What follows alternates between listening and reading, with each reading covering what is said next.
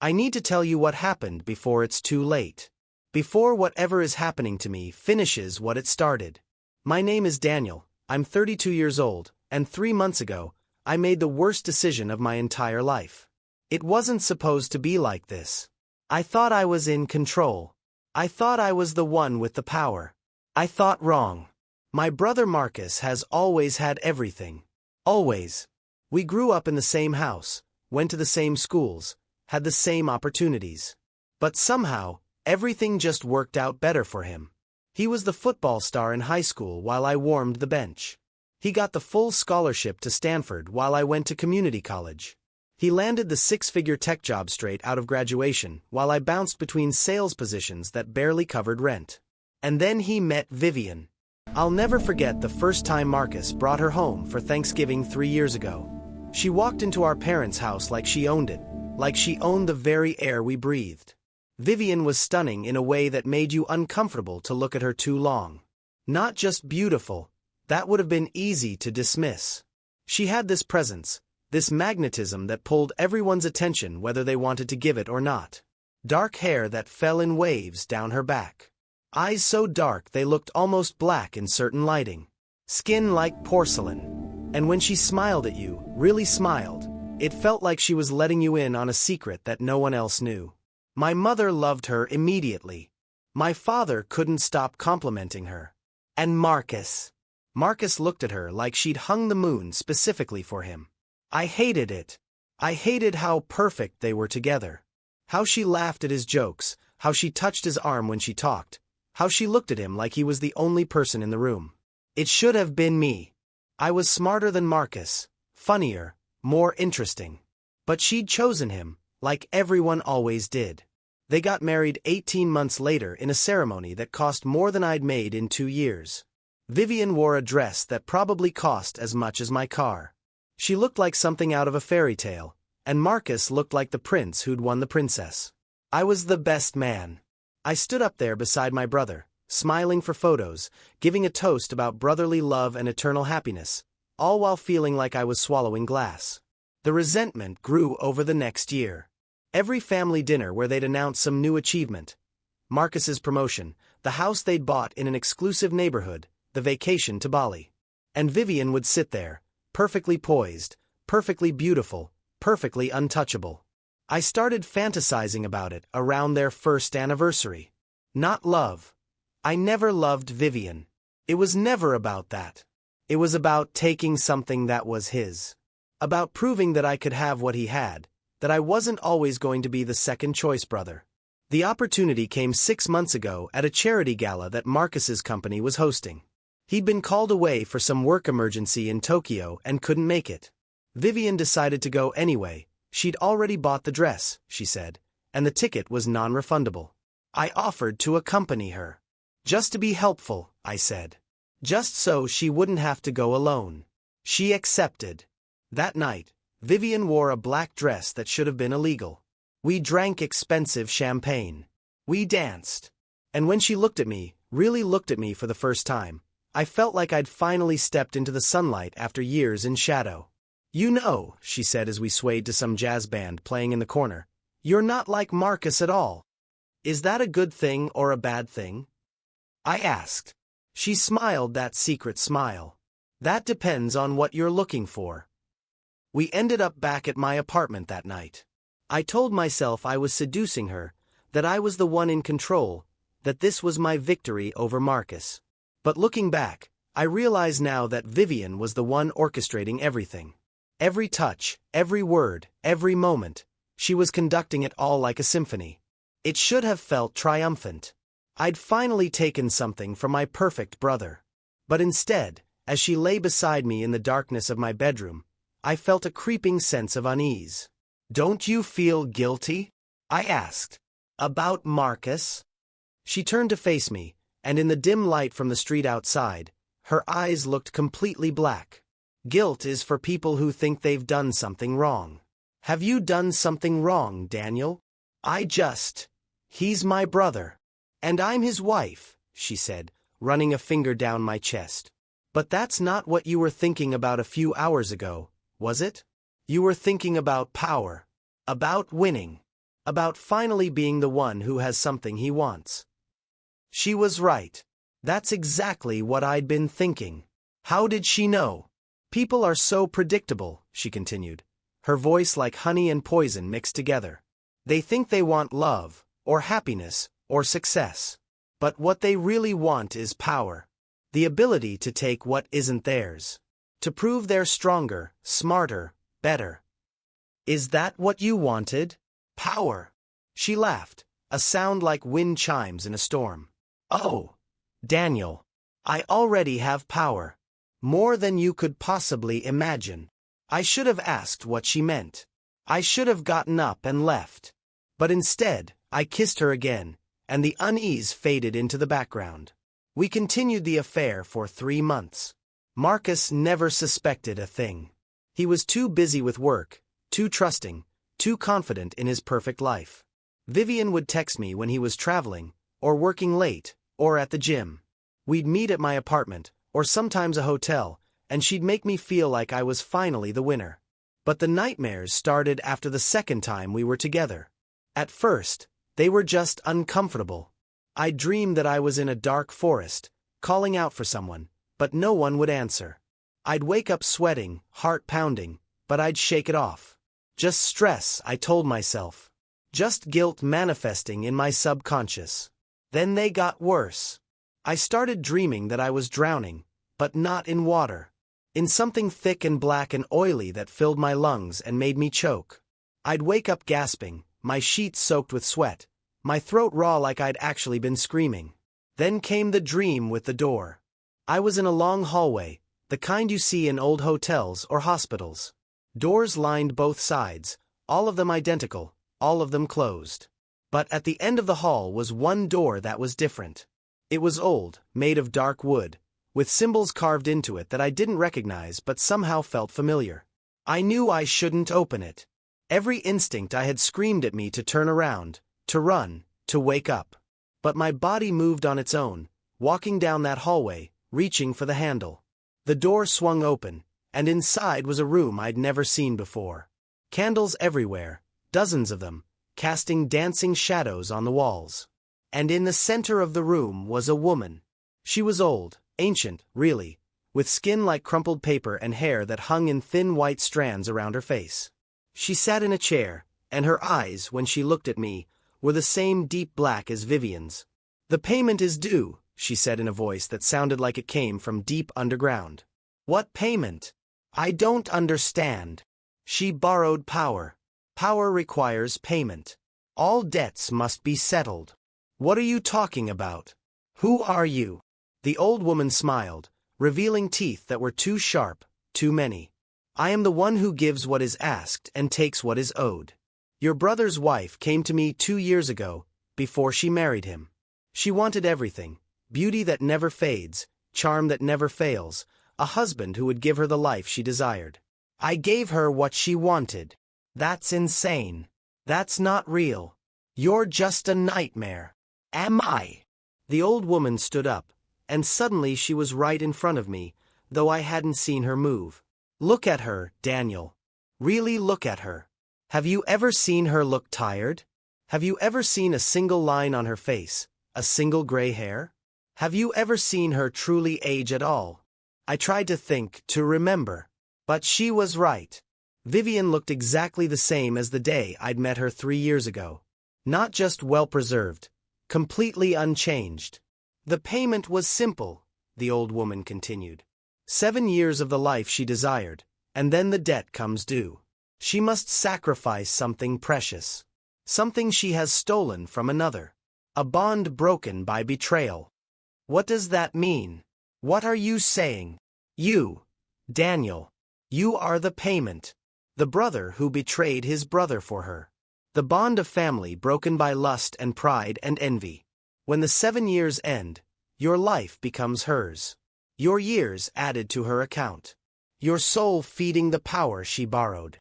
I woke up screaming. It was just a dream, I told myself. Just my guilty conscience creating elaborate punishments. But I couldn't shake the feeling that it was more than that. I started researching. I know how it sounds. Crazy, desperate, paranoid. But I needed to know. I looked into Vivian's past, her history before she met Marcus. There was almost nothing. Her social media only went back 3 years, right around when she and Marcus met. Her college records were sparse. I found a few photos, a couple of mentions, but it was like she'd barely existed before she walked into my brother's life. And then I found the article. It was buried in the archives of a small-town newspaper from upstate. 7 years ago, a young woman named Vivian Blackwood had been reported missing after visiting a local fortune teller known for practicing old ways. The fortune teller, an elderly woman named Margot Thorne, had died the same week under mysterious circumstances. Her shop had burned down, and Vivian had never been found. The photo of Vivian Blackwood in the article was identical to my brother's wife. I confronted her the next time she came to my apartment. I showed her the article, demanded answers. She just smiled that secret smile. "You've been having dreams," she said. "It wasn't a question. What did you do, Vivian? What the hell did you do?"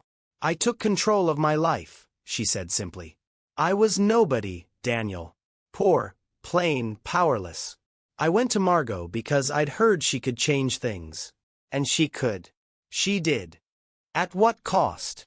7 years. 7 years of everything I wanted, and then I had to make a sacrifice. I had to break a sacred bond. Family, marriage, something pure corrupted by my hand.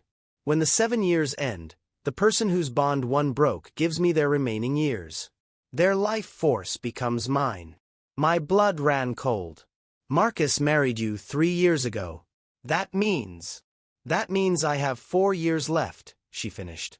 4 years before I need to complete the ritual. But here's the thing, Daniel. I didn't plan to use Marcus for the sacrifice.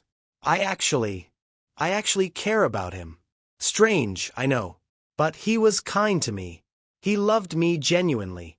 I didn't want to hurt him. So you what? You used me instead. You offered yourself up so perfectly. The envious brother, desperate to take what wasn't his. When you seduced me, or thought you were seducing me, you broke the sacred bond of brotherhood. You betrayed family for lust and pride. Perfect sacrifice material. I backed away from her. You planned this from the beginning. The gala, the affair, everything. Of course I did. I needed someone connected to Marcus, someone whose betrayal would count. And you made it so easy, Daniel. All I had to do was look at you the right way, and you came running. I won't let you do this. I'll tell Marcus everything. I'll go to the police. And tell them what? That your brother's wife is a witch who made a deal with a dead fortune teller? That you're being hunted by nightmares? They'll think you're insane. And Marcus, even if he believed you about the affair, what good would that do? It would just hurt him. The bond is already broken. The betrayal already happened. The moment you touched me, you sealed your fate. She walked to the door, then turned back. The dreams will get worse, by the way. As we get closer to the 7-year mark, Margot's spirit will start pulling at you, preparing you for the transfer. You'll feel yourself getting weaker, your life force draining. And when the time comes, you'll simply cease to exist. Your years will become mine, and no one will remember you were ever here. There has to be a way to stop this. To break it. Vivian tilted her head, considering. There is one way. If you can get another person to willingly take your place, to offer themselves as the sacrifice, the bond can transfer to them. But who would do that, Daniel? Who would die for you? She left, and I collapsed on the floor, shaking. That was 3 weeks ago. The nightmares have gotten worse, just like she said. Now I dream every night of that dark room, of Margot's spirit waiting for me. I can feel myself getting weaker. I'm tired all the time. Food tastes like ash. Colors seem duller. It's like the world is fading away, or I'm fading out of it. I tried to find another witch, someone who could break the curse. I visited every psychic, every fortune teller, every spiritual advisor in a 100-mile radius. Most were frauds. The few who seemed real took one look at me and refused to help. This is old magic, one woman told me, her hands shaking as she turned me away. Blood magic, life magic. To break it, you'd need power equal to what created it, and Margot Thorne was one of the strongest practitioners in 3 generations. No one can undo what she's done. I'm running out of time. I can feel it in my bones, in my blood. The 7-year mark is in 2 months. 2 months before Vivian needs to complete the ritual and take what she's owed. I thought about telling Marcus everything. Confessing the affair, warning him about Vivian, begging for his forgiveness. Maybe if he forgave me, if we repaired our bond, it would break the curse. But I know it won't work. Vivian was right. The bond is already broken. The betrayal already happened. Forgiveness might ease my conscience, but it won't save my life. The worst part is the isolation. I can't tell anyone what's happening without sounding completely insane. My friends have stopped calling because I've become so withdrawn, so paranoid. My parents think I'm having a breakdown. Marcus invited me to dinner last week, and I had to make an excuse because I can't look at him knowing what I've done, knowing what's coming. Last night's nightmare was the worst yet. I was in that dark room again, but this time I wasn't alone. Margot was there, as always, but so was Vivian. She looked radiant, glowing with health and beauty. And beside her stood Marcus, his arm around her waist. But when I looked at my brother, I realized he wasn't real. He was translucent, a ghost, a memory. Because in this vision, in this future, I was already gone. Taken. Consumed. And Vivian had gone back to her life with Marcus, her 7 years renewed, her power restored, and no one remembered that I'd ever existed. Time is running short, Margot's voice echoed through the room. The debt will be paid. One way or another.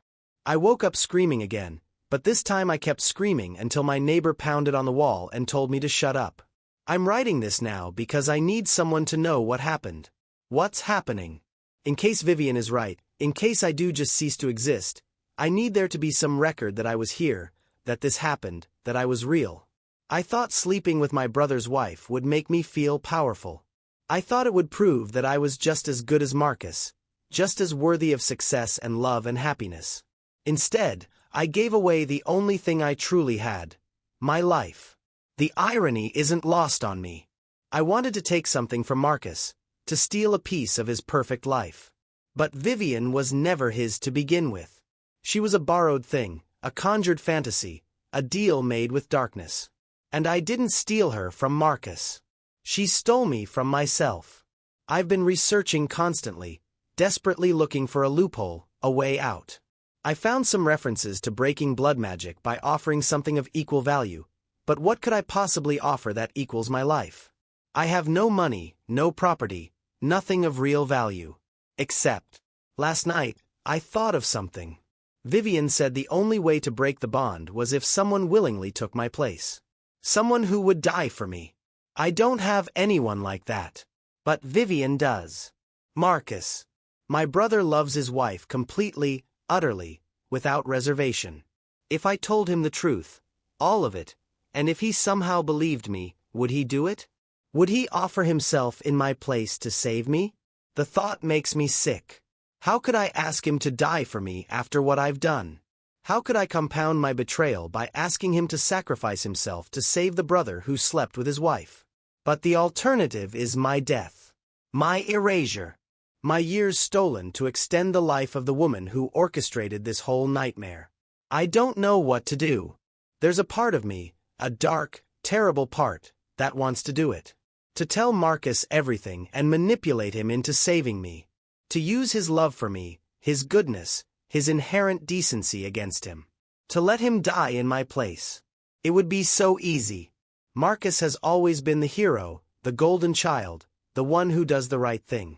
If I present this as a choice between his life and mine, I know what he'd choose. He'd choose me. He'd save me even though I don't deserve it. And I'd let him. God help me, I think I'd let him. Because I don't want to die. I don't want to be erased from existence, forgotten, consumed by dark magic to feed a witch's borrowed power. I want to live, even if it means damning my brother to the fate I brought on myself. The nightmares are getting worse. Last night, I could barely distinguish between sleeping and waking. Margot's spirit is getting stronger, closer. I can feel her pulling at me, tugging at the edges of my consciousness. Sometimes I see her shadow in the corner of my room when I know I'm awake. Sometimes I hear her voice whispering in my ear, "The debt will be paid." I have 6 weeks left. 6 weeks before the 7-year mark, before Vivian completes a ritual, before I either cease to exist or convince someone else to take my place. I called Marcus this morning. Asked if we could meet for coffee. He sounded happy to hear from me, worried about me because I've been so distant lately. We're meeting tomorrow afternoon. I still don't know what I'm going to say to him. I don't know if I'm going to confess everything and beg for his help, or if I'm going to keep lying, keep pretending, keep hoping that somehow I'll find another way out. But I'm running out of time, and I'm running out of options. Maybe this is justice. Maybe this is exactly what I deserve for what I've done. I betrayed my brother, broke our bond for nothing more than petty jealousy and a hunger for power that was never real. Vivian was right about one thing. I wanted power. I wanted to feel like I'd won, like I'd finally beaten Marcus at something.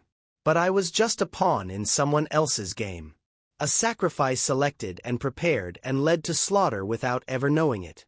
If I tell Marcus the truth tomorrow, if I ask him to save me, I'll be doing exactly what Vivian wants. I'll be confirming that I'm exactly as selfish, as weak, as pathetic as she thought I was. I'll be proving that I'd sacrifice my own brother to save myself. But if I don't tell him, if I just accept this fate, then Vivian wins anyway. She gets what she wants, and I disappear, and Marcus never knows what his wife really is. There's no good choice here. No right answer. Just 2 paths, both leading to destruction. I keep thinking about that first night with Vivian, about how powerful I felt, how triumphant. I remember thinking that I'd finally taken something from Marcus, that I'd finally proven I was just as good as him. What a fool I was. Marcus never had Vivian. She was never his to take. She was a phantom, a constructed thing, a borrowed power wrapped in beautiful flesh. And I didn't take anything from him. I gave everything to her. My dignity, my honor, my brotherly bond, my very life. All of it sacrificed on the altar of my own insecurities and jealousies. All of it handed over willingly by a man who thought he was seizing power when he was really just opening the door to his own destruction. The worst part is that I can't even hate Vivian. She told me exactly what she was doing. She didn't hide it or lie about it.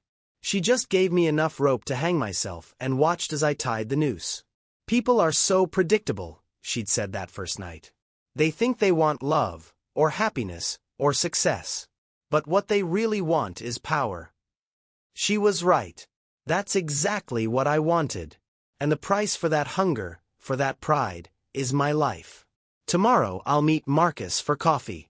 And I'll make a decision about who I really am. Am I the man who owns his mistakes, who accepts the consequences of his actions, who refuses to drag his innocent brother down into the darkness he created? Or am I the man who does whatever it takes to survive, even if it means sacrificing the one person who's always believed in me, who's always loved me despite everything? I don't know yet. God help me, I honestly don't know. But I have 6 weeks to figure it out.